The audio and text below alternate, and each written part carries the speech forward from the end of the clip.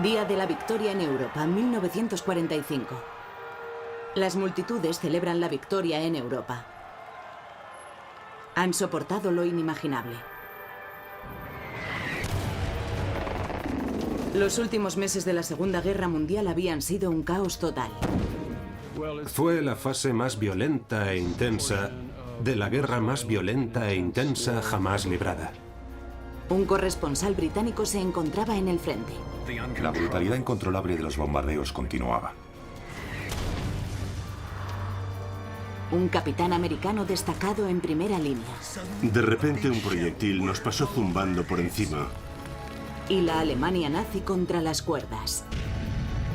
Los avances se producían semana a semana. Ellos fueron testigos del momento en que Europa pasaba página. Del horror a la esperanza.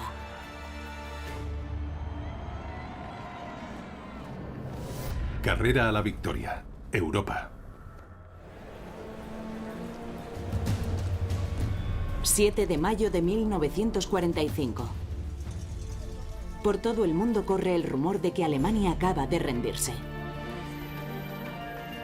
En Washington, la gente sale a la calle y espera la gran noticia. Londres bulle impaciente. Los periódicos hacen cábalas, pero los líderes mundiales guardan silencio.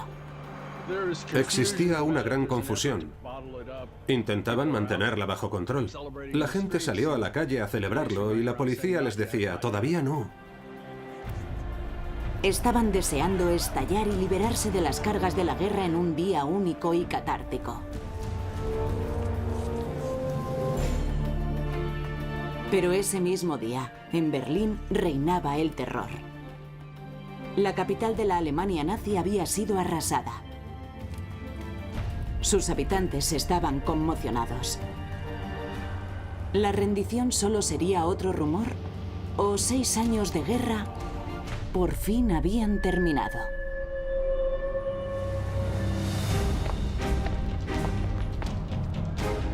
Desde 1939, Adolf Hitler había ejercido un férreo control sobre toda Europa.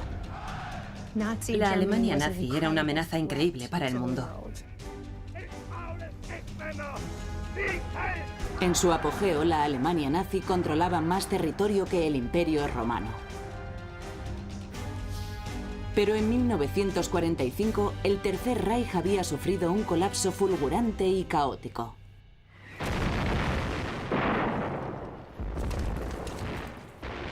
El año había comenzado con una de las batallas más sangrientas de la guerra, y solo empeoró. La batalla de las Ardenas fue un auténtico choque. Los alemanes, aparentemente de la nada, fueron capaces de asestar aquel golpe. La última gran ofensiva de Alemania consiguió abrir una brecha en el frente occidental. Los aliados habían sido sorprendidos con la guardia baja, incluido el capitán Charles MacDonald, de 22 años. Una ráfaga de feroces balas trazadoras resplandeció entre los árboles. Sentí un dolor repentino en la pierna derecha y un líquido tibio fluyó e inundó mi bota. Era sangre. El 17 de enero, una bala atravesó la pierna de MacDonald. El dolor era casi insoportable. Creí que iba a perder el conocimiento. La batalla de las Ardenas había terminado, pero el final de la guerra aún quedaba muy lejos. MacDonald regresó enseguida al frente occidental. Desde el frente oriental, el ejército rojo soviético invadió el territorio alemán en una ofensiva épica.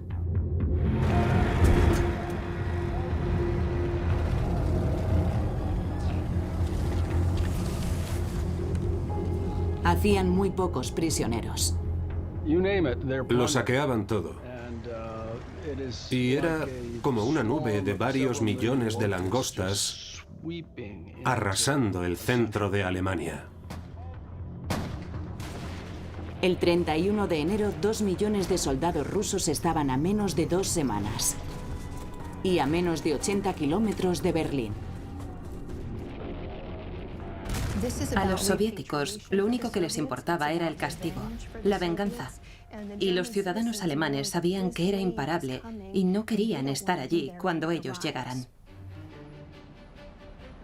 Pero Adolf Hitler estaba aquí, bajo los escombros de su cuartel general, la Cancillería del Reich en Berlín. En febrero, vivía en un búnker de 4 pisos situado justo debajo de las ruinas del edificio. Pero Hitler se negaba a aceptar el funesto desenlace de la guerra.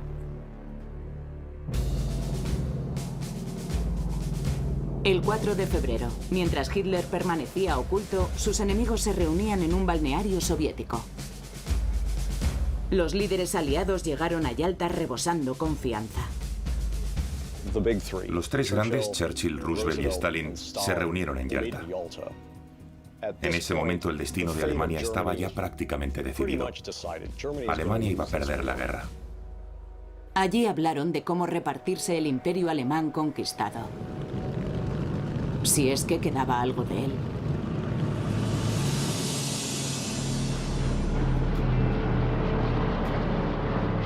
En 1945, los aliados controlaban prácticamente todo el espacio aéreo europeo. A Alemania apenas le quedaba aviación. Pero tenían muchas baterías antiaéreas en tierra. Las explosiones de la artillería antiaérea eran algo que aterrorizaba a los aviadores. Las podían ver, veían esas flores negras abriéndose a su alrededor. Las podían oír impactando contra las paredes de aluminio del avión. La metralla mató a muchas tripulaciones, pero no detuvo el ataque. Hubo cientos, si no miles, de ataques con bombarderos. Era una masa de nubes metálicas volando en los cielos de toda Europa. Los aliados bombardeaban una y otra vez cualquier fábrica que estuviera alimentando la maquinaria de guerra nazi. El petróleo era el talón de Aquiles del Estado alemán. Destruir sus refinerías era la forma efectiva de detener toda su maquinaria de guerra. No se descartaba que hubiera bajas civiles, pero no se buscaban. A mediados de febrero las reglas cambiaron. El 13 de febrero de 1945, 800 aviones británicos atacaron los primeros. Los estadounidenses salieron las 2 noches siguientes casi con el mismo número de aviones. Hicieron algo más que lanzar bombas convencionales sobre objetivos militares. Lanzaron bombas incendiarias sobre toda la ciudad de Dresde.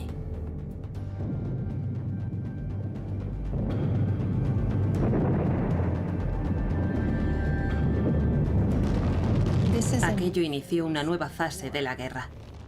La de la guerra total.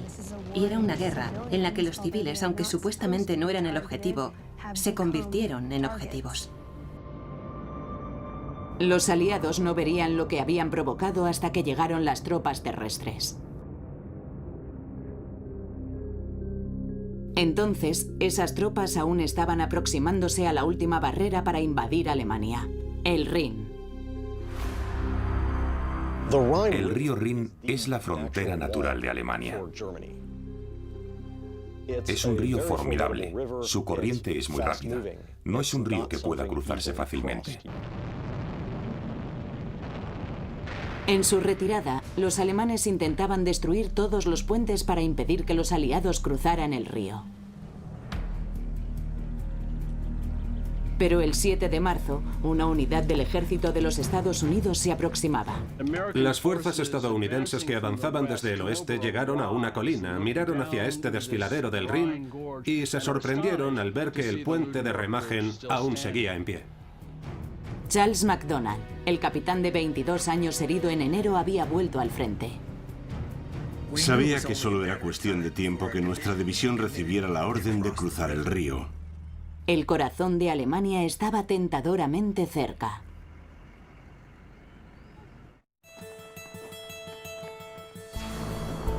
En marzo de 1945, los aliados se preparaban para cruzar en masa el Rin. Empezaron a preparar una armada como la del día D. 1.100 embarcaciones con más de 200 lanchas fluviales que habían llevado en camiones desde Amberes. Las excavadoras abrían el paso a esos convoyes, derribando casas y líneas telefónicas y cualquier cosa que se interpusiera en su camino, porque los barcos eran muy grandes. Se suponía que los nazis habían volado todos los puentes para frenar el avance aliado a través del Rin. Pero uno de ellos seguía en pie, el puente de Remagen. El 8 de marzo, los estadounidenses avanzaron y abrieron las primeras vías aliadas en el territorio alemán de Renania. Con una operación mucho más grande en marcha, el goteo de tropas pronto se convertiría en una inundación. Las tropas terrestres seguían avanzando por territorio alemán, pero las tripulaciones aéreas ya habían reducido a polvo sus grandes ciudades.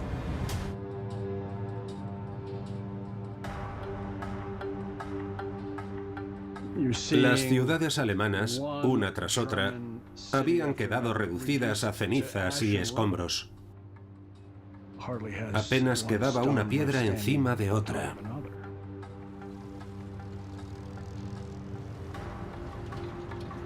Casas, fábricas, edificios que tal vez llevaban siglos en pie, fueron devorados por el fuego. Tejados hundidos, paredes rotas y caídas, calles cubiertas de escombros. Todas las ventanas habían quedado hechas añicos. Las ciudades alemanas, una tras otra, habían sido borradas del mapa. El bombardeo de Dresde marcó otro nivel en la contienda.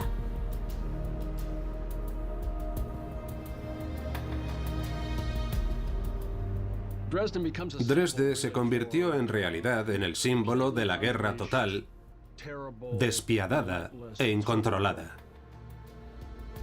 La histórica ciudad y al menos 25.000 habitantes fueron arrasados. Se llegó a un punto en la guerra en el que los resultados eran más importantes que los métodos. De vuelta en el Rin, las tropas seguían cruzando el último puente en pie. El capitán Charles MacDonald se encontraba cerca. Cuando subíamos a los camiones para seguir avanzando, recibimos la noticia de que los soldados del primer ejército estaban al otro lado del Rin. Hitler acababa de descubrir que el puente no había sido destruido como él había ordenado y que los ejércitos aliados estaban invadiendo Alemania. Furioso, ordenó ejecutar inmediatamente a 4 de sus oficiales. El 17 de marzo, el puente de Remagen se hundió. Los aliados tenían que cruzar aquel río ancho y peligroso. Cruzar el Rin se consideraba un objetivo tan complicado que lo planearon como si fuera una corta travesía por mar. Los ingenieros construyeron algunos puentes flotantes, pero no eran suficientes para permitir una invasión masiva debido a la enorme anchura del río. Técnicamente, fue uno de los aspectos más complicados del avance aliado desde el oeste.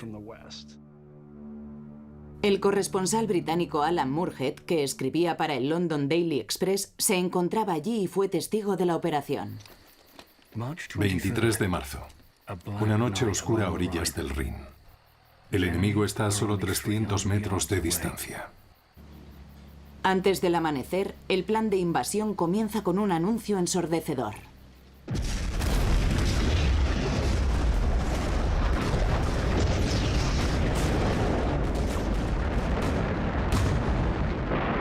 El estruendo ensordecedor de la artillería se elevó desde los campos cercanos.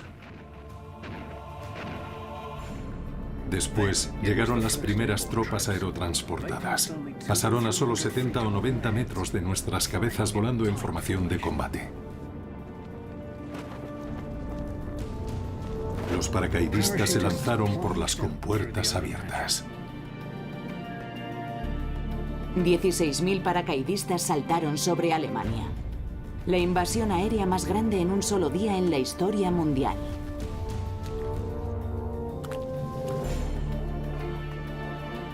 Pero el grueso de la fuerza invasora tendría que cruzar el río bajo las descargas de la resistencia alemana. Alan Murhead iba con ellos. En ese momento empezaron a caer obuses a nuestro alrededor. Los que pudimos, nos agazapamos en el piso de acero del bote. Podíamos sentir las explosiones en el agua. Se creaban cortinas de humo para impedir que los francotiradores enemigos pudieran disparar a los soldados en movimiento. Charles MacDonald, el capitán estadounidense, cruzó el río y avanzó hacia el corazón de la Alemania nazi. Nuestro avance continuó en la otra orilla. Yo me preguntaba si el enemigo defendería aquellas colinas. Si lo hacían, nos esperaba una dura batalla.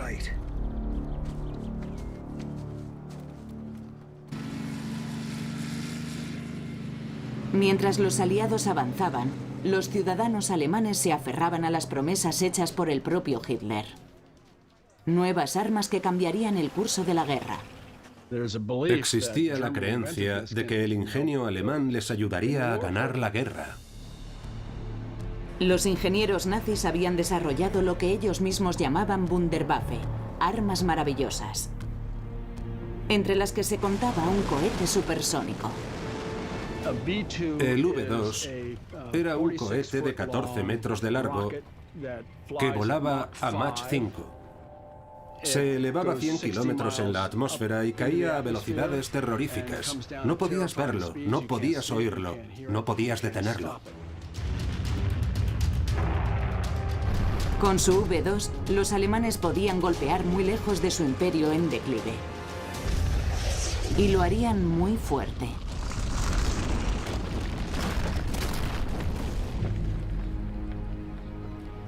El puerto de Amberes, en Bélgica, era clave para alimentar la maquinaria de guerra aliada. La Alemania nazi solo tenía un arma que pudiera llegar tan lejos, el cohete V2. Impactaba a velocidades supersónicas antes de que te pudieras dar cuenta. Desde el otoño de 1944, Amberes había sufrido casi 600 impactos directos.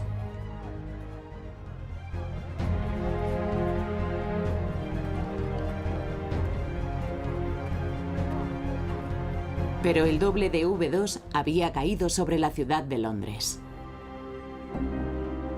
En la mañana del 27 de marzo, el último ataque con V2 en Londres sacudió el barrio de Stepney. Destruyó varios edificios y mató a 134 personas. La mayoría eran vecinos judíos que estaban desayunando en sus casas. Las consecuencias fueron devastadoras. Pero eso no desanimó a los británicos. Al contrario, los reforzó en su convicción en la última fase de la guerra de que los nazis debían ser derrotados. Su derrota parecía inminente. Las tropas lo sabían. Aparentaban normalidad. Y hacían un poco el ganso.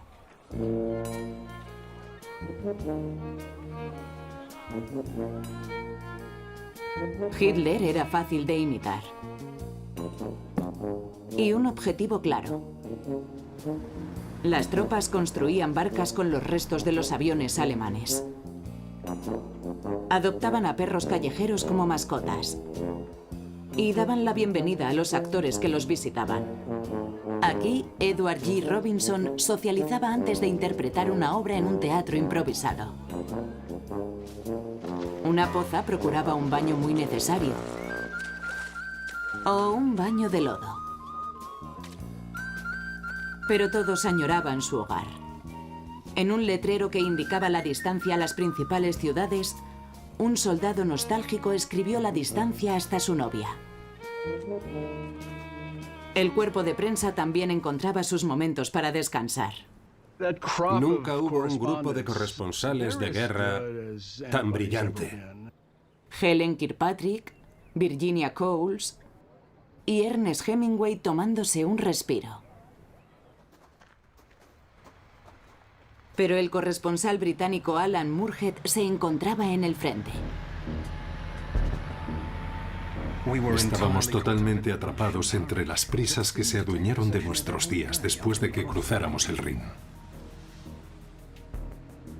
En abril, los aliados cruzaron el río Rin y avanzaron por el vasto corazón de Alemania. Charles MacDonald iba con sus hombres.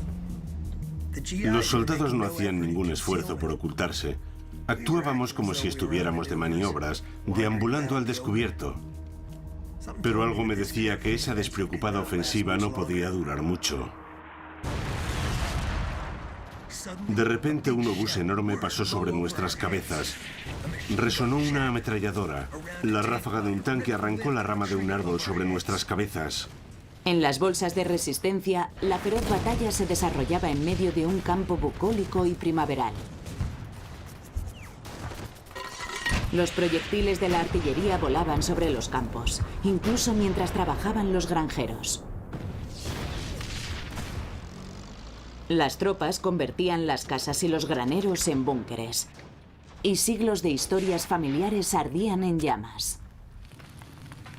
Las llamas devoraban furiosas una casa y un granero.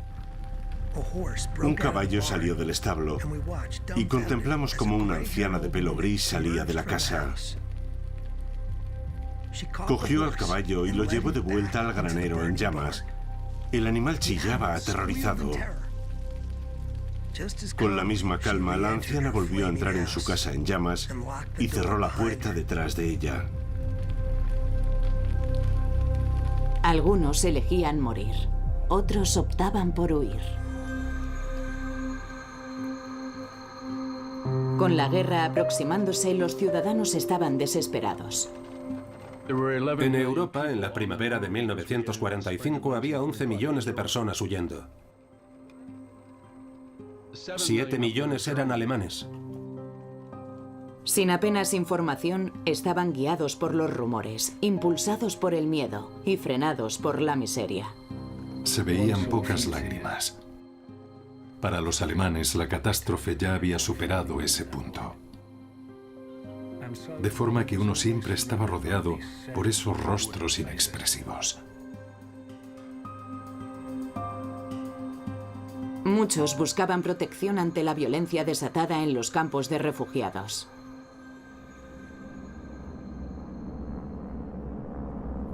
Pero huían de algo más que de los ejércitos de tierra.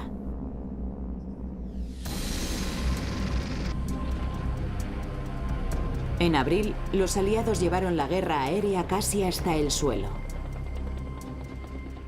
Cada piloto se convirtió en su propio general. Los pilotos podían realizar su propia selección de objetivos. Una granja podía ser un fortín nazi o un refugio familiar. La incertidumbre no los detenía. Quizás viera un tren en marcha. No sabía si ese tren llevaba municiones. Podía llevar armas. Podía estar lleno de refugiados. Pero lo atacaba.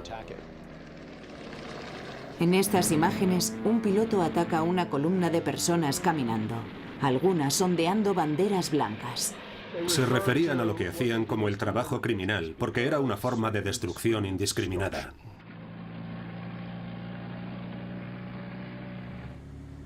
La destrucción estaba llegando al corazón industrial de Alemania.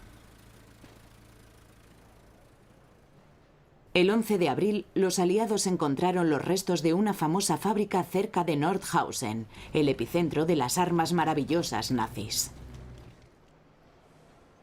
El lugar estaba repleto de motores de cohete V2. Estaban allí tirados, destruidos por la RAF o por los alemanes antes de retirarse.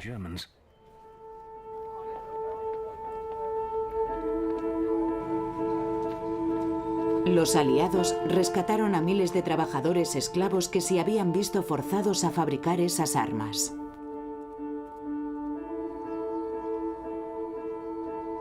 Y un oscuro y espeluznante secreto empezó a ver la luz del día.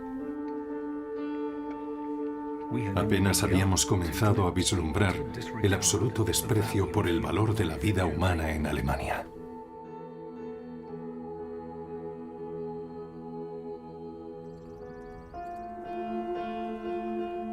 Pocos años antes, los líderes nazis no huían. Disfrutaban de los frutos del imperio en su refugio alpino cerca de la frontera austriaca. Desde allí, los arquitectos del Tercer Reich planificaron el futuro de Alemania. Göring, Goebbels, Himmler y Adolf Hitler. Estas son imágenes de películas caseras de la compañera de toda la vida de Hitler, Eva Braun. Muestran la cima del poder nazi, cuando contemplaban su imperio desde un espectacular ventanal. Cuando llegaron, las tropas estadounidenses encontraron el agujero de una bomba en la pared y salones repletos del botín de guerra robado. Esos almacenes estaban llenos del botín que Göring y otros habían amasado. Era un sórdido reflejo de lo que habían sido y de lo que habían estado haciendo. La mayoría sabía que la guerra estaba llegando a su fin. Pero nadie sabía quién viviría para verlo.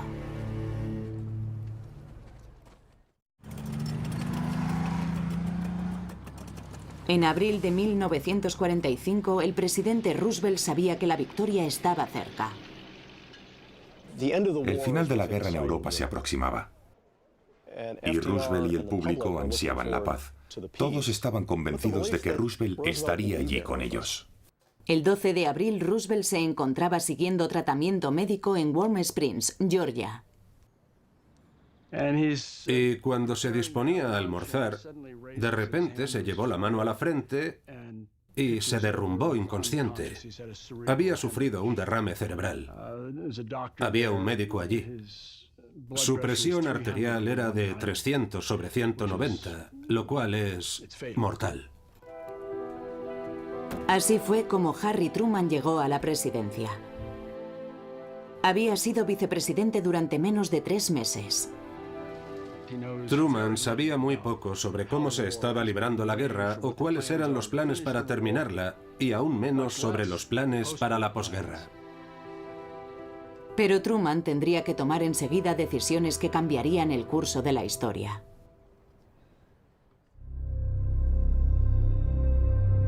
Los aliados occidentales habían acordado dejar que las tropas soviéticas, que avanzaban imparables, libraran la batalla por Berlín. El 16 de abril ya tenían 2,5 millones de hombres preparados para el asalto final. Casi triplicaban en número a las fuerzas alemanas. Los soldados nazis sabían lo que venía del este y empezaron a rendirse ante los aliados occidentales.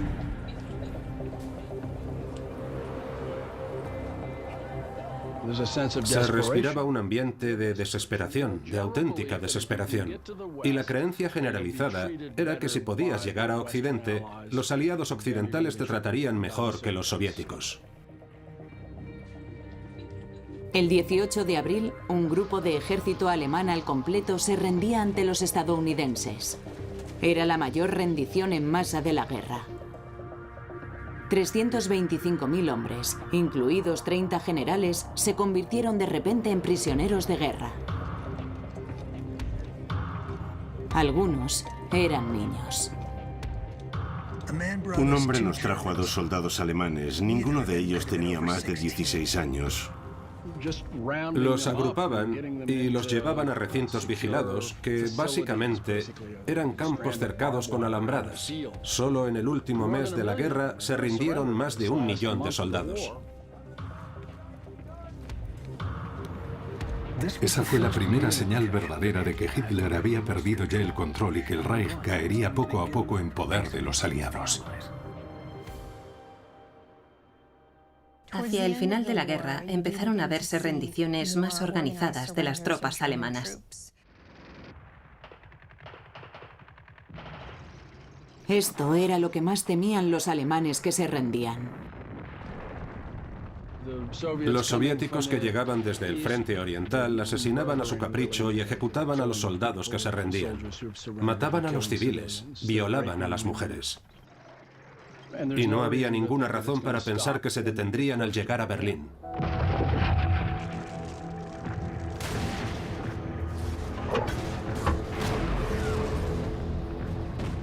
Era la capital alemana. El mismísimo Hitler estaba allí.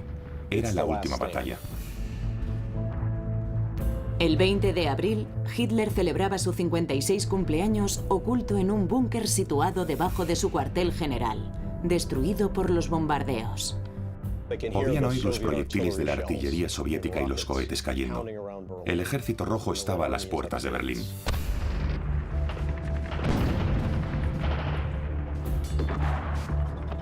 Al día siguiente empezó la batalla de Berlín, calle a calle.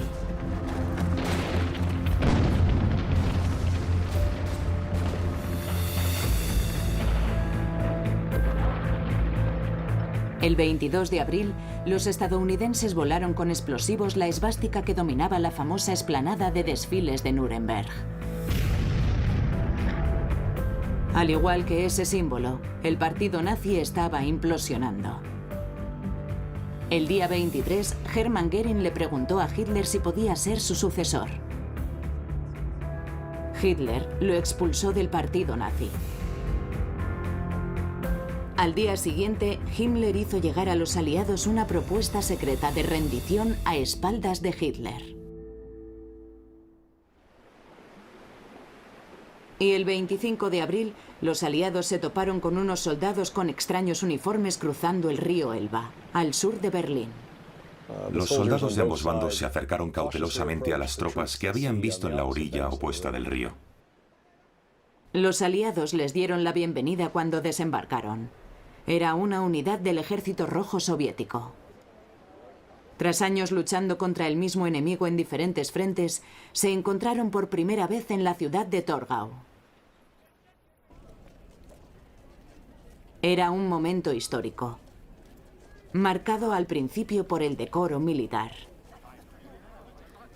y luego por una celebración espontánea.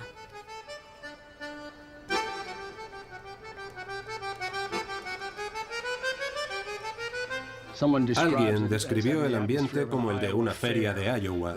Los rusos habían capturado una fábrica de acordeones cercana y tocaban canciones eslavas.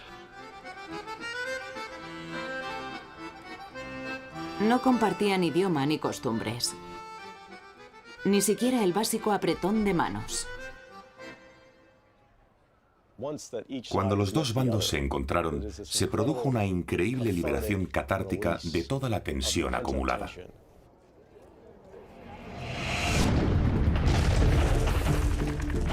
Mientras, en Berlín, la tensión llegaba al punto crítico. El 28 de abril, los soviéticos se encontraban a tan solo 500 metros del búnker de Hitler. Benito Mussolini, su aliado del Eje en Italia, era fusilado y exhibido colgando de un gancho de carnicería. El 29 de abril, con los soviéticos aproximándose, Hitler se casó con Eva Braun.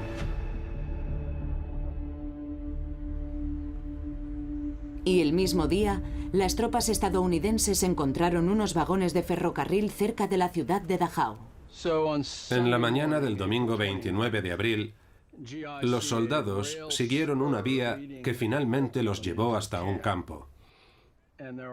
Allí había varias docenas de vagones en esa terminal. Y dentro y alrededor de esos vagones, la mayoría eran de carga, había más de 2000 cadáveres.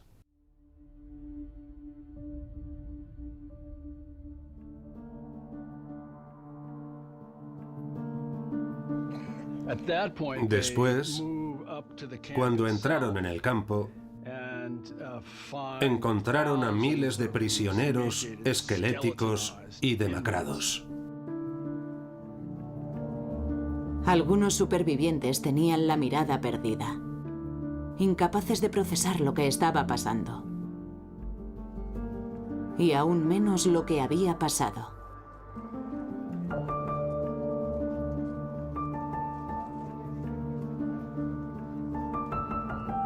Los cuerpos apilados tenían un extraño color nacarado y eran pequeños, como cuerpos de niños.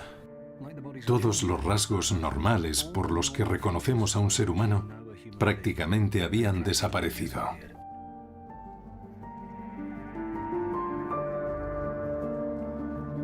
Los guardias alemanes, vestidos como prisioneros, se habían escondido entre los supervivientes.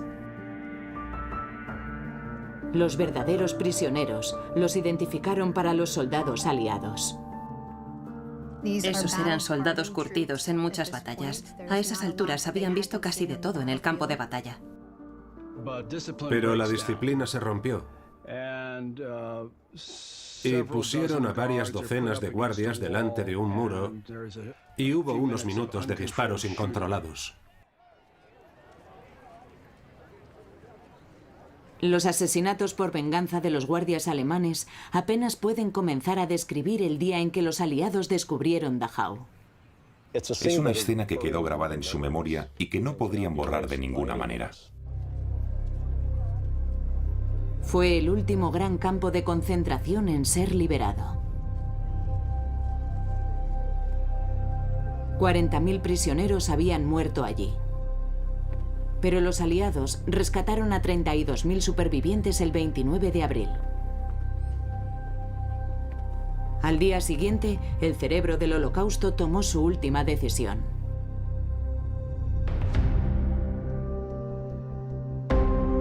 El 30 de abril, 10 metros debajo de la Cancillería del Reich destruida por las bombas, Hitler y Braun se retiraron a una habitación privada. Los soldados recibieron instrucciones de no molestarlos y después oyeron un disparo. Cuando sus ayudantes abrieron la puerta, ella estaba muerta. Había tomado cianuro. Él se había suicidado con un balazo en la sien. Los miembros del séquito de Hitler que quedaban los envolvieron con mantas, los llevaron a los jardines que había detrás de la Cancillería del Reich y con los últimos y valiosos bidones de gasolina en Berlín quemaron sin más ceremonias los cuerpos de Adolf Hitler y Eva Braun. Mientras, la artillería y los rusos se encontraban muy cerca del lugar. Pocos conocían que Hitler había muerto. Nadie sabía cómo detener la guerra.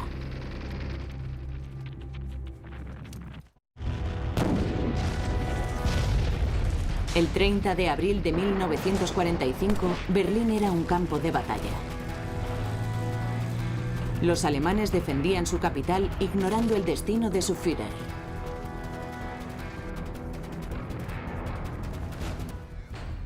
Hasta que el 1 de mayo, la radio alemana anunció que Hitler había muerto. Al día siguiente, las fuerzas alemanas en Berlín se rendían a los soviéticos. El 4 de mayo, más soldados alemanes, en Dinamarca y el norte de Alemania, se rendían ante los británicos. Pero los aliados exigían más: la rendición total e incondicional de todas las fuerzas nazis de una vez. Se había acordado que no habría paces separadas ni acordadas por nadie. Finalmente, en una escuela en Francia, comenzaron las negociaciones formales para la rendición. Los alemanes parecían no tener prisa. Todo formaba parte de una táctica dilatoria de los alemanes para ganar unas horas más, quizás un día o dos más, para que tantos alemanes como fuera posible pudieran huir lo más lejos posible de los rusos en su fuga masiva hacia Occidente. Pero algunos seguían combatiendo. El 6 de mayo, soldados alemanes en Holanda abrieron fuego contra ciudadanos en el centro de Ámsterdam. Mataron a 22. Algunos de ellos lucharon hasta la muerte. Fue espantoso hasta el último disparo. De regreso en Francia, Eisenhower desatascó la situación con una amenaza. En cierto momento les dijo: o firmáis este tratado ahora o cerraré la frontera y nadie podrá cruzarla y los dejaré a expensas de los rusos. Eso captó su atención. Finalmente, el lunes 7 de mayo a las 2:41 de la madrugada, todo terminó con una rendición formal y lúgubre. Por Alemania firmó Alfred Jodl, uno de los últimos líderes nazis que no estaba muerto, preso o huido. Los funcionarios pidieron a los medios que no hicieran pública la noticia, hasta que los líderes aliados hicieran una declaración conjunta. En París, Ámsterdam y Londres, la noticia se filtró y las multitudes se preparaban para celebrarlo. Finalmente, las ondas de radio crepitaron con el anuncio que todos esperaban. Ayer en la mañana, a las 2:41 de la madrugada, el alto mando alemán firmó el acta de rendición incondicional. Hoy es el día de la victoria en Europa.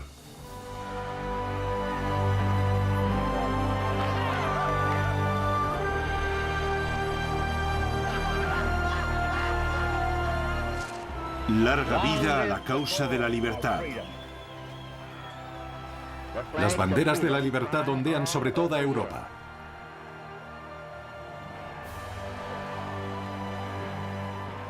Fue un gran momento de triunfo para las poblaciones que habían sufrido mucho durante el conflicto.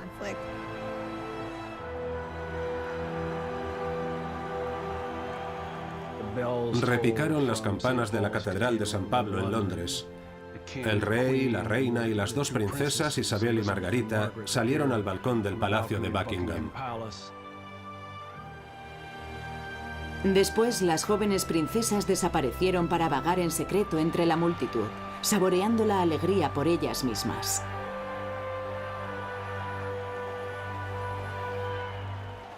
En París, los soldados en sus jeeps estaban rodeados de chicas francesas que se subían a ellos. El júbilo era infinito. En Nueva York, 15.000 policías se desplegaron en Times Square para intentar mantener el orden.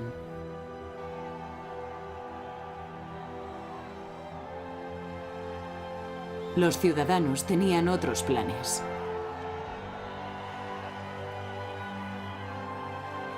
Quienes estaban por encima de la muchedumbre abrían las ventanas y lanzaban trozos de papel. Guías telefónicas hechas pedazos. Telas desde las fábricas textiles. Todo para celebrar, al menos por un momento, la unidad. Hay momentos que unen a las personas para conseguir cosas que antes se consideraban imposibles. El capitán estadounidense Charles McDonnell estaba en la ciudad checoslovaca de Pilsen. No podíamos imaginar la loca celebración con la que nos recibieron. Los civiles se agolpaban en las calles, vitoreándonos y agitando sus banderas como si su vida dependiera de ello. Felices, los civiles nos cubrieron de flores, pasteles y galletas. Una anciana dejó un pollo asado en nuestro jeep. Por toda Europa, las tropas lo celebraban con lo que encontraban. Fuera saqueado o no. Y estoy seguro de que aquel día se consumieron muchas muy buenas botellas. Pero también seguía la dura realidad. Puede que esta guerra aún no haya terminado.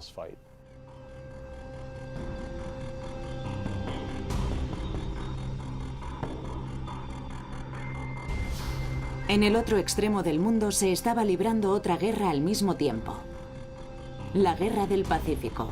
Los aliados contra Japón. Para las tropas que luchaban en la isla de Okinawa, la paz en Europa no fue un consuelo. A nadie le importó realmente. Estaban en mitad de una batalla sangrienta, confusa y absolutamente espantosa por Okinawa. Y sentían que les había tocado la peor parte en aquella guerra. En el Pacífico, la guerra llegaría a su propio e impactante momento culminante exactamente 100 días después. Aquellos iban a ser de los 100 días más importantes de la historia mundial. Pero de vuelta en Europa, todo había terminado por fin. El Reich de los 1000 años solo había durado 12. Y el mundo siguió girando.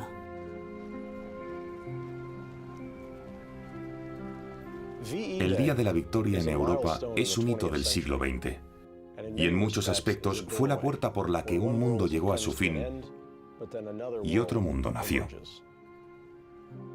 A partir de ese día, los hijos de la guerra se convirtieron en hijos de la paz. Heredaron un continente destruido, pero también un nuevo futuro. Algunos de ellos no habían conocido otra cosa que la ocupación nazi. Y de repente comprendí por qué habíamos estado luchando. Y se me hizo un nudo en la garganta que me impedía tragar. Después del Día de la Victoria, podrían crear su nueva Europa.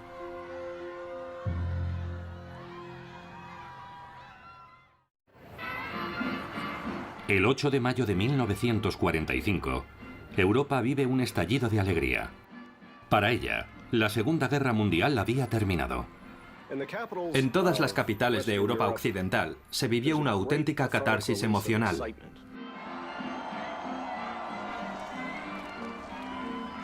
Pero el derramamiento de sangre continuaba en otra guerra, la Guerra del Pacífico. Básicamente era una estrategia criminal. ¿Cuánta sangre tendría que derramarse? Pasaron exactamente 100 días entre la victoria en Europa y la victoria sobre Japón. Tal vez fueran los 100 días más trascendentales de la historia mundial.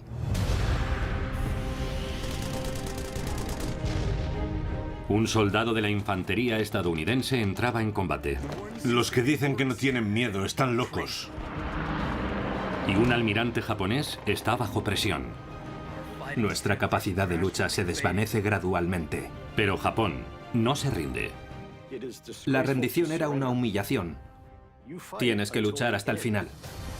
Pero cuando finalmente lo hizo, el mundo estalló de júbilo en una espectacular celebración de la libertad.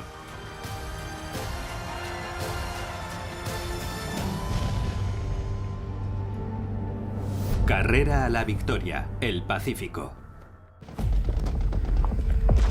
Los últimos 100 días de la Segunda Guerra Mundial comenzaron con resentimiento en el Pacífico. Cuando conocieron la noticia de la victoria en Europa, a nadie le importó realmente. Se encontraban en mitad de una batalla sangrienta, confusa y espantosa. Y sentían que les había tocado la peor parte en aquella guerra. Desde el ataque de Japón a Pearl Harbor en 1941, Estados Unidos y sus aliados habían estado retrocediendo a través del océano más grande del mundo y por todo el sudeste asiático. En 1945, la Guerra del Pacífico llegó a las puertas de Japón, Okinawa. El infante de la Marina estadounidense, Harold Clay, tenía 20 años y estaba lejos de su ciudad natal en Massachusetts. Estaba muerto de miedo, todos lo estábamos. Y los que decían que no tenían miedo estaban locos. Clay y sus compañeros se enfrentaban a una barrera colosal, la línea Shuri. La línea Shuri era una línea defensiva del ejército japonés que dividía la isla de costa a costa. Los japoneses habían convertido las montañas en una fortaleza subterránea de búnkeres, cuevas y túneles. Se habían atrincherado allí, y lo habían hecho muy bien. No podías ver al enemigo, pero sabías que estaba allí. Y estaba allí en un gran número. Hasta 100.000 japoneses aguardaban ocultos a los soldados estadounidenses. Había unos 1.000 soldados de infantería por cada 200 metros de línea defensiva, lo que la convertía en una de las más densamente pobladas de la historia de cualquier tipo de guerra.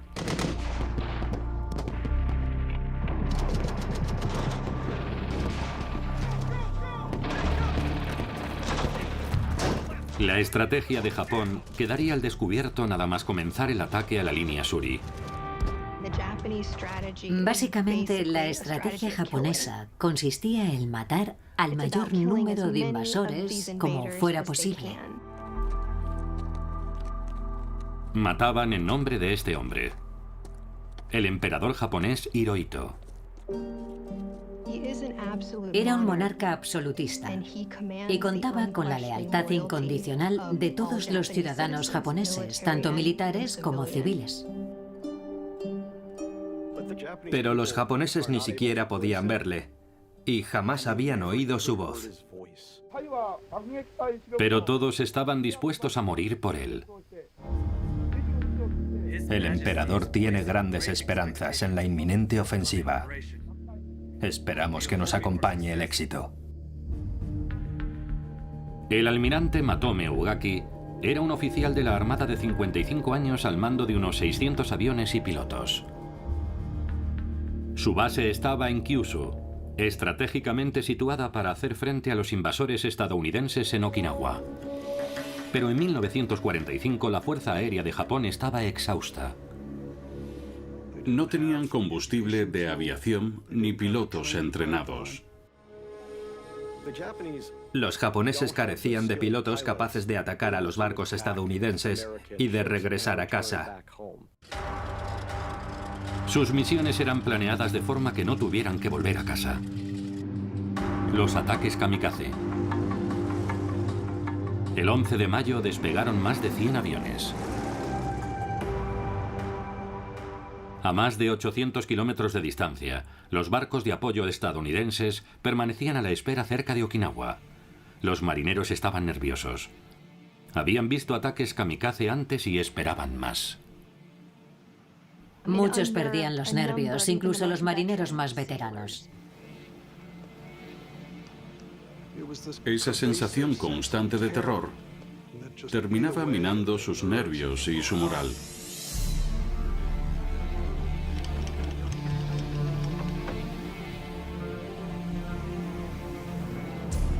Después, el rugido de los aviones enemigos.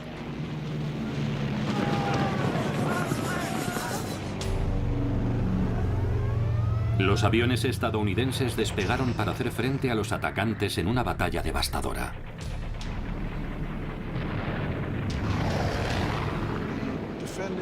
Estos podían derribar 9 de cada 10 aviones kamikazes que llegaban.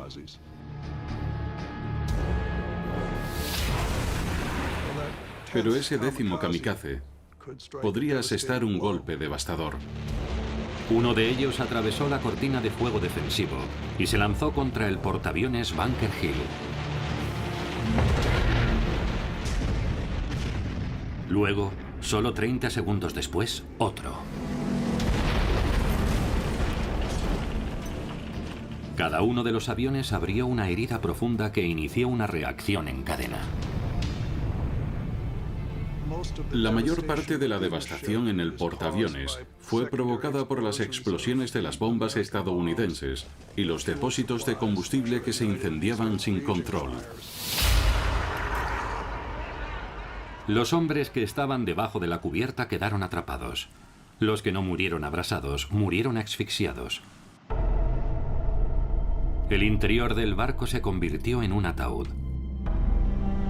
El Bunker Hill se preparó para enviar a 373 marineros muertos al fondo del Pacífico.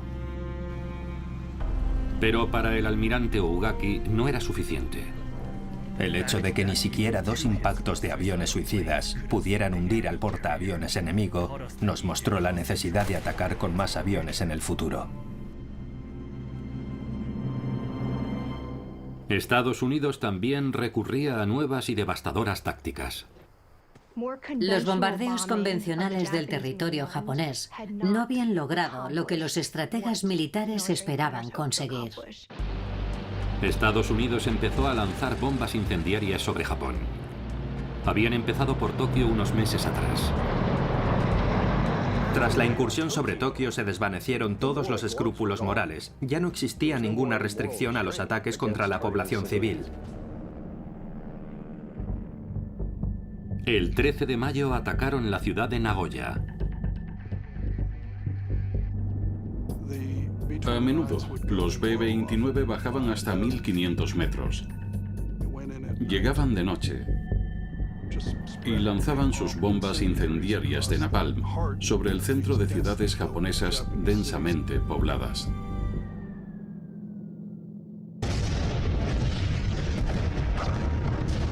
Las ciudades estaban construidas con madera y papel. Los B-29 arrasaron en sus incursiones grandes extensiones del Japón urbano.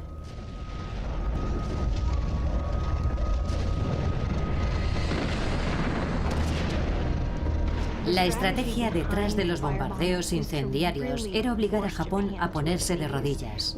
No estamos hablando de bombardeos convencionales y bien dirigidos, se trataba de destruir ciudades. Los estadounidenses atacaron con bombas incendiarias 67 ciudades durante el resto de la guerra. Fue una campaña despiadada y aterradora. De regreso en Okinawa, la línea Suri había demostrado ser un verdadero infierno. Los japoneses se defendían con ferocidad, obligándolos a luchar y pagar muy caro cada centímetro cuadrado de tierra japonesa. Después, el 28 de mayo, los estadounidenses se aproximan al corazón simbólico de Okinawa, el Castillo Suri. Era el cuartel general del ejército japonés. Los estadounidenses miraban a las alturas desde sus trincheras y veían ese castillo sobre una colina lejana. Y durante semanas supieron que aquel era su objetivo y avanzaban lentamente hacia el castillo. La de Okinawa podía ser la batalla final y decisiva.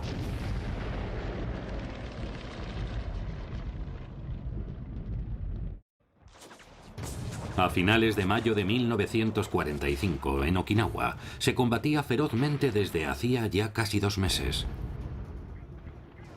Más de 600.000 hombres luchaban en una isla más pequeña que la ciudad de Los Ángeles. La sangre corría a raudales. Okinawa se convirtió en una de las batallas más duras del Pacífico, sobre todo en las inmediaciones del Castillo Suri.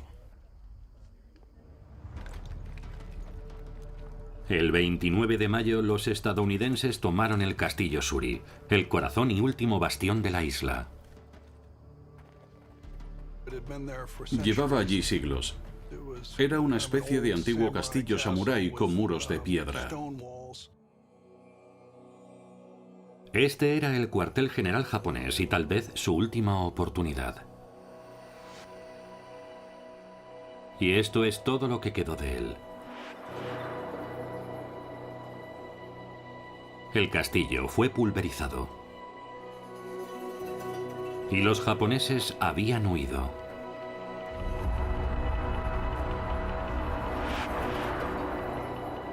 Tras 2 meses de sangrientos combates, se habían retirado en secreto, dejando a su paso trampas mortales por todo el sur de Okinawa. Los japoneses ya no luchaban para vencer. Comprendieron que no podrían derrotar a los estadounidenses a pesar de su superioridad numérica, y lo único que podían hacer era infligirles tanto dolor, un coste tan alto en vidas, que no solo frustrarían al ejército estadounidense, sino a su ciudadanía, que empezaría a cuestionarse el alto precio de esa guerra.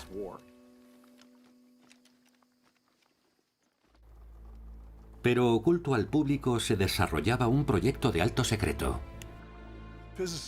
Físicos de todo el mundo habían aceptado la hipótesis de que existía una forma de crear una espectacular explosión de energía. En Los Álamos, Nuevo México, los científicos del proyecto Manhattan intentaban desarrollar una bomba atómica. Una explosión de una potencia desconocida y puramente teórica.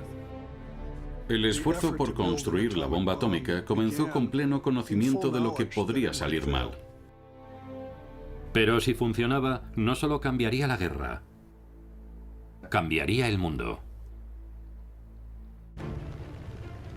El 8 de junio, mientras los estadounidenses lanzaban una nueva ofensiva aérea contra Japón, Hirohito se ponía en contacto con la Unión Soviética, con la esperanza de poder negociar un acuerdo de paz. No veían otra salida a la guerra y se aferraron a la posibilidad de la mediación soviética. Mientras la ofensiva continuaba y se dirigía directamente contra el espacio aéreo del almirante Ugaki. Sonaron las sirenas. Antes de que pudiéramos llegar a los refugios, empezó el fuego enemigo. Acribillaron los aviones en tierra como si se tratara de un campo de tiro. Hubiera sido mejor que cayeran en el aire que verlos destruidos en el suelo. Pero la escasez de combustible nos impidió hacerlo. En Okinawa, la guerra avanzaba hacia el sur. Pero en lugar de un frente definido, era una batalla campal. Con fortines japoneses ocultos por todas partes, los disparos podían llegar desde cualquier lugar. Los marines que avanzaban para tomar una posición, de repente se veían atacados por la espalda desde posiciones japonesas que no sabían que estaban allí. En la semana que terminó el 18 de junio, una división de la Infantería de Marina sufrió 1.150 bajas mientras intentaban abrirse camino a través de un campo de minas humano. En respuesta, los marines se abrirían camino con ayuda del fuego a través de Okinawa. Sabíamos que los derrotaríamos, solo era una cuestión de tiempo, pero lo que más nos ayudó fueron los lanzallamas. Nadie los quería llevar porque tenías que cargar con 2 depósitos en la espalda y los japoneses intentaban atravesarlos con una bala. Si lo hacían, explotabas. Los estadounidenses incendiaban las laderas, las aldeas y las cuevas, sin saber quién había dentro. A veces eran civiles. Al principio, los estadounidenses veían a los nativos de Okinawa como un enemigo. Muchos habitantes de Okinawa se habían visto obligados a luchar junto a los japoneses. Pero la inmensa mayoría de sus habitantes intentaron esconderse. Les habían dicho que les esperaba un destino peor que la muerte si eran capturados por los estadounidenses, que serían torturados y que las mujeres serían violadas, y que los estadounidenses los aplastarían con sus tanques, de forma que los civiles estaban realmente aterrorizados. Los estadounidenses convencían a algunos de que salieran y se refugiaran en los campos de refugiados, dirigidos por los mismos hombres a los que les habían enseñado a temer. Pero posiblemente muchos nunca se recuperaron. Se presionaba a los civiles para que eligieran un bando y a Japón para que luchara hasta el final. Y se presionaba a Estados Unidos para que pusiera fin a la guerra, sin importar cómo.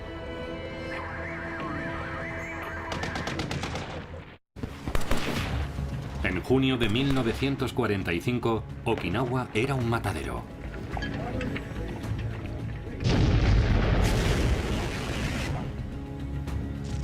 La violencia se había concentrado en unos pocos kilómetros cuadrados en el extremo sur de la isla.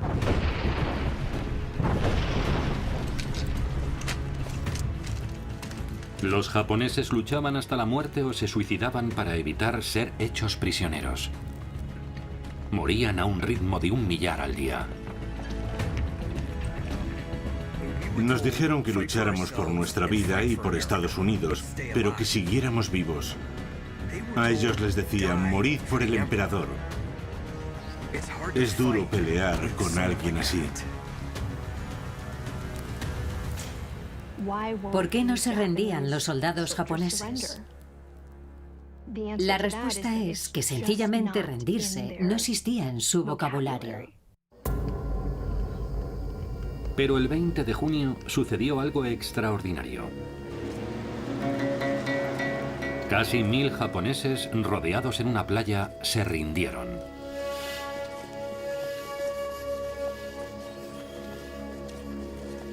Aquello asombró a los marines y soldados estadounidenses, a quienes les habían hecho creer que ningún soldado japonés se rendiría voluntariamente. Era la rendición japonesa más numerosa en un solo día en toda la Guerra del Pacífico. Un cambio profundo que nadie había visto venir. Creo que estaban tan hartos de la guerra como nosotros y que pensaron, oye, yo solo quiero volver a casa y formar una familia. Solo en Okinawa se hicieron 11.000 prisioneros militares, algo que era prácticamente inaudito. Al día siguiente, Estados Unidos declaró la victoria en Okinawa. Pero era una isla de tumbas. 12.520 estadounidenses, 100.000 japoneses y 100.000 civiles más. Para el público estadounidense fue un auténtico shock. Inevitablemente todos empezaron a preguntarse, ¿hasta dónde llegarían los japoneses para defender sus islas? ¿Y hasta dónde llegarían los estadounidenses para invadirlas?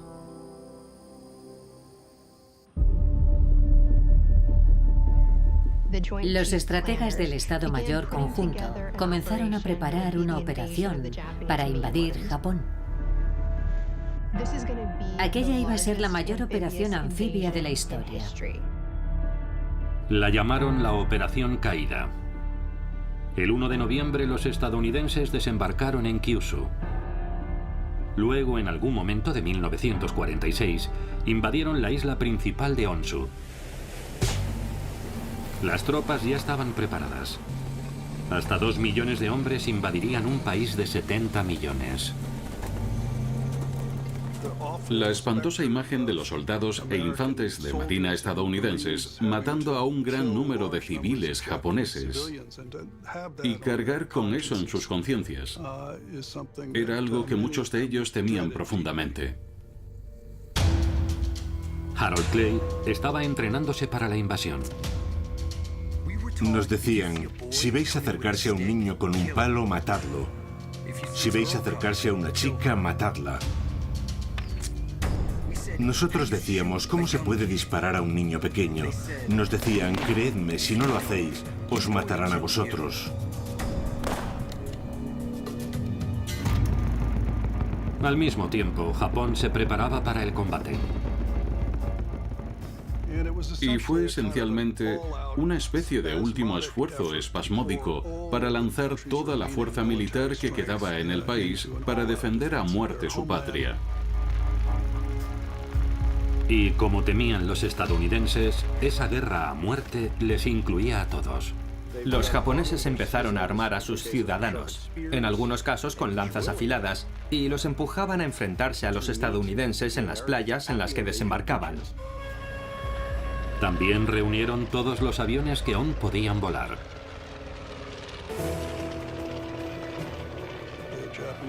Los japoneses tenían la intención de enviar prácticamente todos los aviones que tenían contra la flota estadounidense, pilotados por pilotos que sabían poco más que despegar.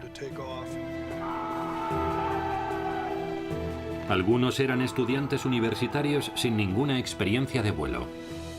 La mayoría eran incapaces de volar de noche debido a su nula preparación. ¿Cómo nos vimos empujados a una situación tan trágica?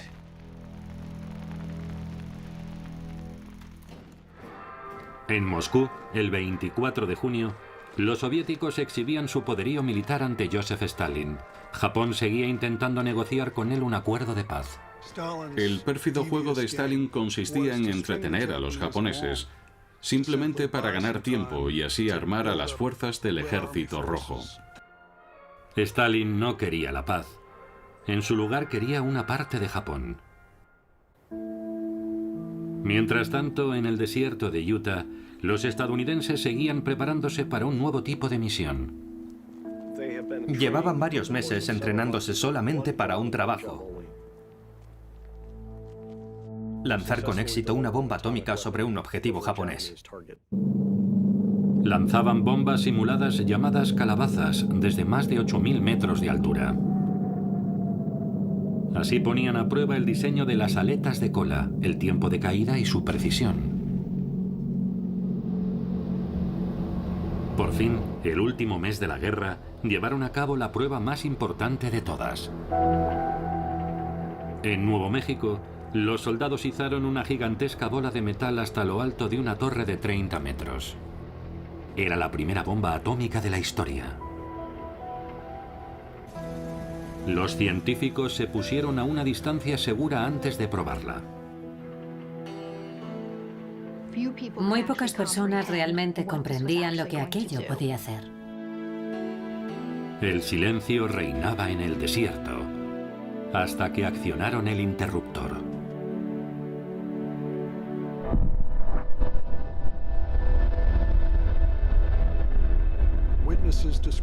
Los testigos lo describieron como un amanecer antes del amanecer. Creo que los que lo vieron quedaron sobrecogidos. Entre muchos de los presentes, la sensación de júbilo e incluso de alivio fue rápidamente reemplazada por una sensación de pavor. Lo que no se sabía era qué tipo de destrucción podría causar en una ciudad. En tan solo 3 semanas, el mundo lo sabría.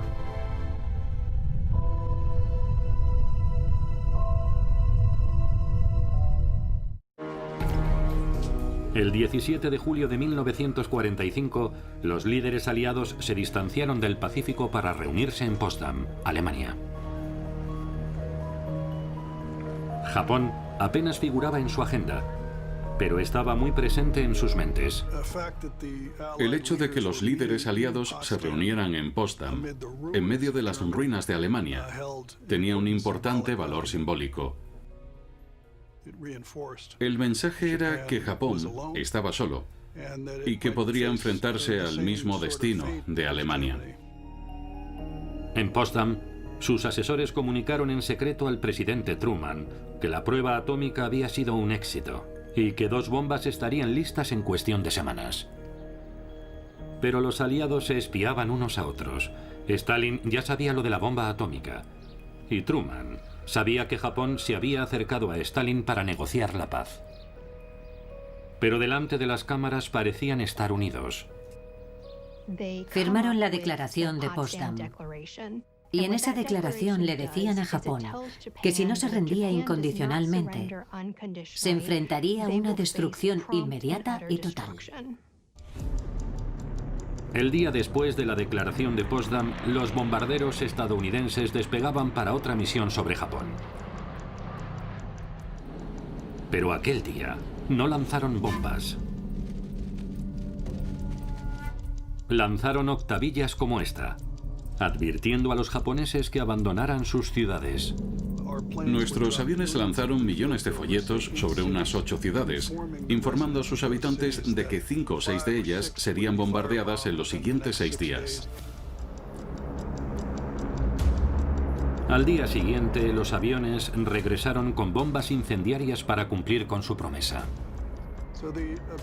Y la capacidad de decirle a una ciudad, os vamos a destruir, y el hecho de volver y hacerlo, supuso un mensaje que los japoneses entendieron muy bien, y era que ahora estaban indefensos. Sin embargo, en pleno colapso del país, Japón se negaba a hablar de una rendición incondicional. El último día de julio, Truman, tras estudiar un último informe, aprobó una declaración pública sobre la bomba atómica. Este es el único documento que existe con su autorización para usarla. Su decisión desencadenaría las 2 últimas y caóticas semanas de la Segunda Guerra Mundial. El 1 de agosto, los estadounidenses prepararon la primera bomba en la base de la isla de Tinian. El 2 de agosto, millones de soldados soviéticos se desplegaban cerca de la frontera occidental de Japón. El 5 de agosto, una tripulación destacada en la isla de Tinian bautizó como Enola Gay a su nuevo B-29, en honor a la madre del comandante. Al día siguiente se escribiría un nuevo capítulo en la historia de la guerra.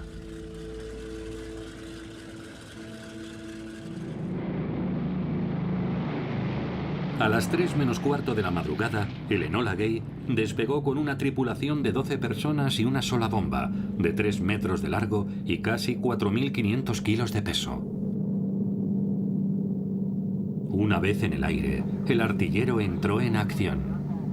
Después de que el Enola Gay despegara, el artillero se arrastró hasta el depósito de bombas e insertó un detonador de pólvora para armar la primera bomba de uranio. Era una mañana ajetreada en Hiroshima. En la calle se respiraba un ambiente bélico.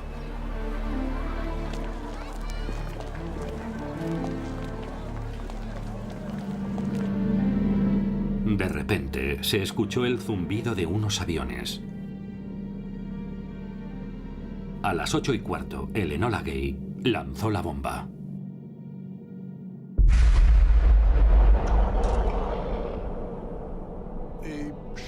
La onda expansiva sacudió el exterior del avión. Un tripulante lo describió como si alguien hubiera cogido un poste de teléfono, lo hubiera agitado como un bate de béisbol y hubiera golpeado el exterior del avión. Eso sería la onda expansiva. No podían ver nada en absoluto de Hiroshima, debido al fuego y el polvo que había debajo de ellos. Mientras Hiroshima ardía, el resto de Japón permanecía ciego a lo que estaba sucediendo. Las comunicaciones de la ciudad con otras partes de Japón se interrumpieron inmediatamente.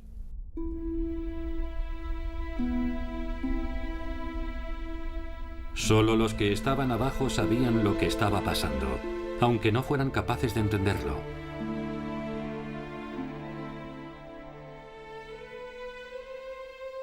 Al día siguiente la noticia se filtró. Harold Clay aún seguía en Okinawa. La primera reacción fue: ¿qué diablos es una bomba atómica? Ni siquiera habíamos oído hablar de ella.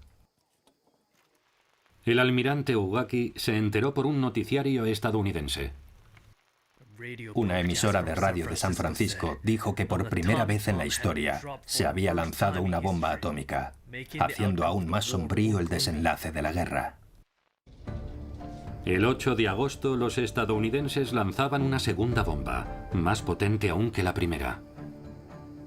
No hubo una segunda decisión ni orden para lanzar la bomba sobre Nagasaki. La orden inicial era lanzar las dos bombas cuando estuvieran listas. Las habían sellado herméticamente para mantener los componentes internos secos y a salvo. Luego, las llevaron a la pista de despegue para la misión del día siguiente. Pero la suya no sería la única onda expansiva aquel día. Antes del amanecer del 9 de agosto, el ejército rojo soviético atacó el territorio japonés en Manchuria. En lugar de negociar la paz, había empezado a devorar el cadáver moribundo del Estado japonés.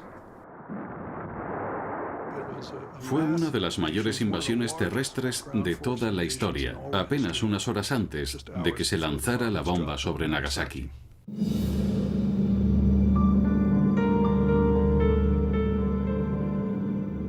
Nagasaki no había sido la ciudad elegida inicialmente para ese día. El objetivo previsto era en realidad Kokura, pero el mal tiempo en esa ciudad los obligó a elegir otro objetivo.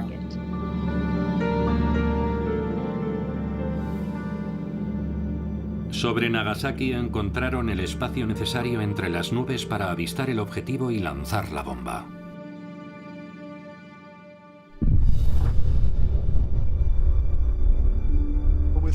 En un radio de unos 3 kilómetros, todas las estructuras existentes quedaron casi completamente destruidas. Por segunda vez en 4 días, decenas de miles de personas quedaron silenciadas en un instante.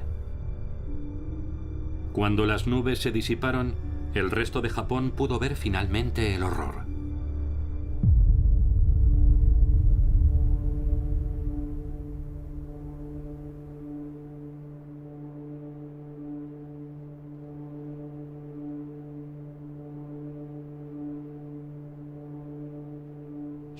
Hiroshima y Nagasaki eran un erial. La destrucción alcanzó un nivel que jamás se había visto antes. Se encontraron sombras allí donde antes hubo personas.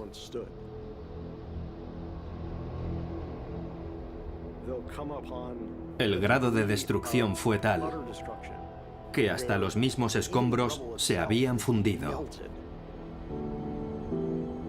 La gente había quedado incinerada totalmente.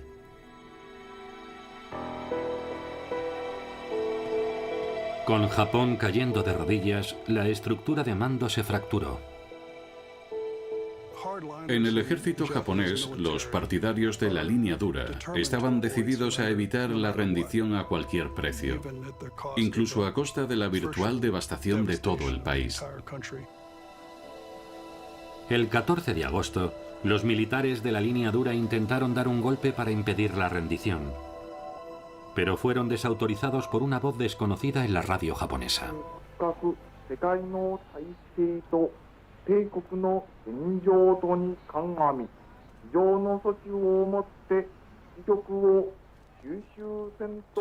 Conmocionados, muchos japoneses oyeron una voz que no habían oído nunca antes en toda su vida. La voz del emperador. Y en ese mensaje radiofónico, el emperador Hirohito anunció que la guerra había terminado, aunque en ningún momento usó la palabra rendición. Muchos no se lo creían.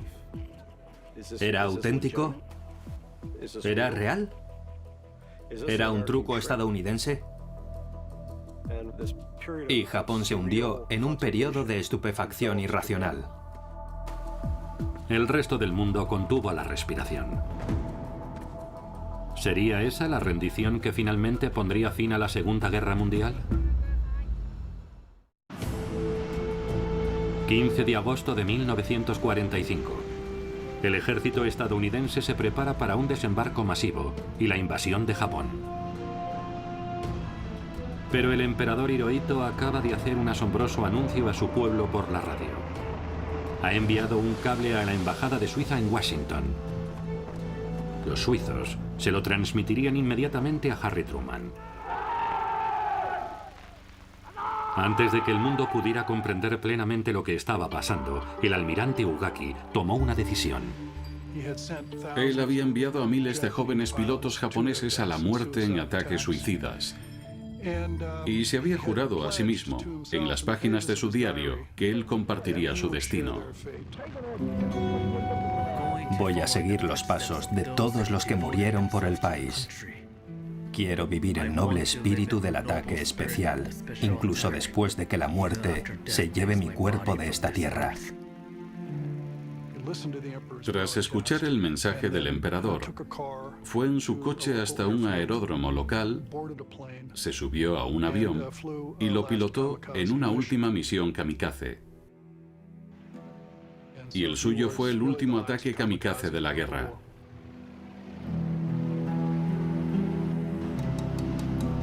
Entre los pocos ataques a barcos estadounidenses aquel día, ninguno tuvo éxito.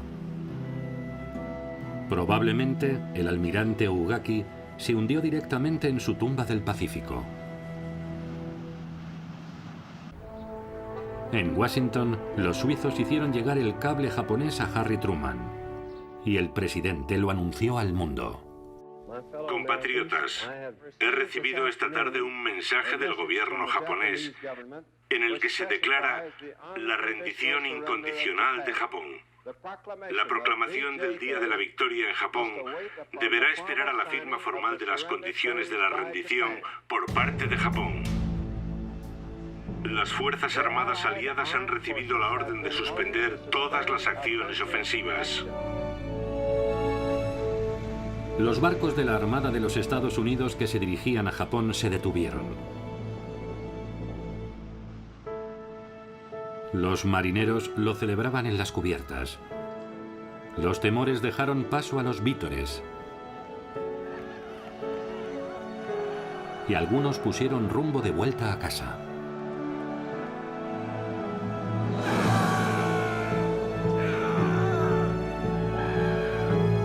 En las islas cercanas, los hombres preparados para la invasión expresaban su alivio.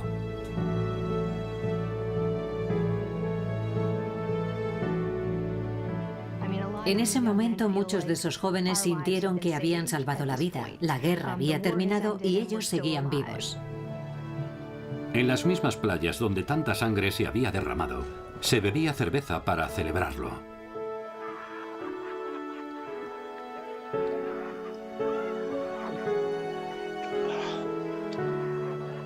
En Okinawa, Los soldados brindaban con los lugareños.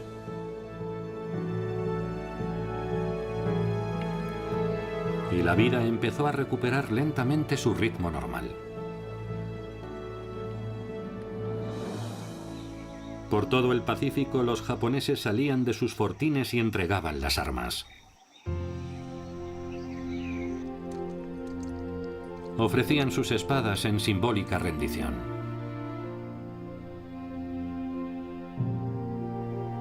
Los prisioneros de guerra de Australia, Estados Unidos, Inglaterra e incluso de la India emergían de la oscuridad y entornaban sus ojos ante la libertad recién recuperada. La liberación fue repentina. No tenían ni idea de lo que había pasado en la guerra hasta ese momento. Pero el resto del mundo sí lo sabía.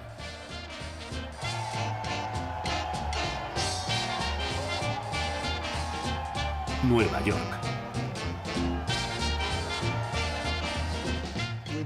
Todos hemos visto las imágenes del marinero besando a la enfermera en Times Square.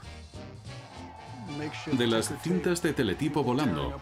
La gente rompía papeles y los tiraban por las ventanas de los edificios de oficinas del país. Los pueblos más pequeños también exhibían su alegría a su manera.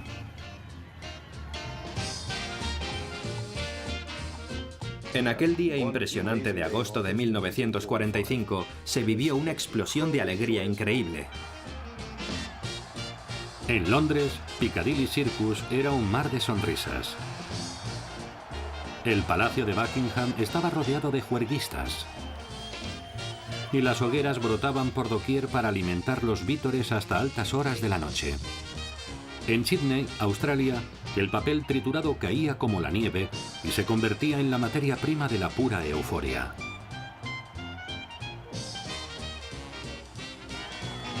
En Washington, los espectadores que estaban viendo una película salieron del cine para celebrarlo.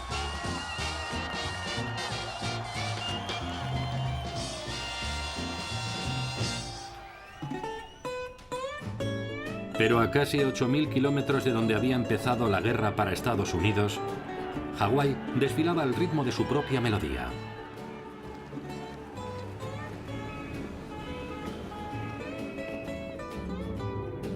Desde el ataque de Japón a Pearl Harbor en 1941, Hawái se había convertido en una potencia militar.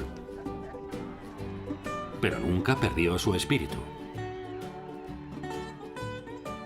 Para los Estados Unidos, el día de la victoria sobre Japón era la culminación de una batalla que comenzó el 7 de diciembre de 1941 y que exigió al país todo lo que podía dar. Y fue una liberación catártica e increíble que posiblemente no hemos vuelto a experimentar desde entonces.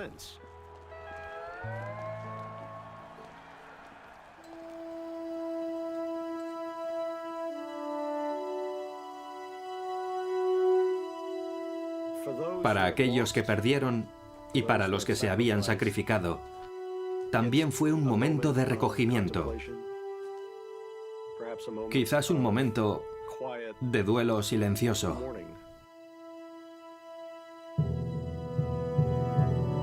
La verdad, la infantería de marina luchó en muchas islas de las que nunca has oído su nombre, y fueron muchos los que murieron en todas y cada una de ellas.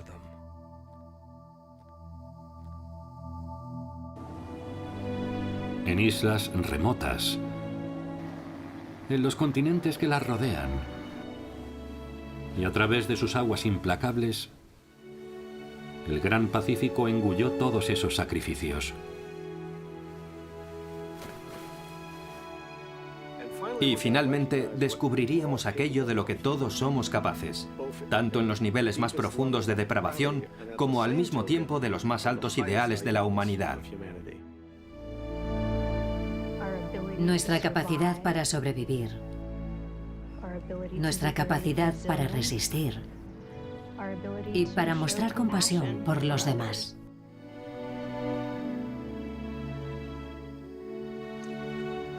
Aquellos a los que se les había enseñado a temerse mutuamente comenzaron a aceptarse. Desde entonces, la paz en el Pacífico se ha mantenido durante 75 años y que continúe.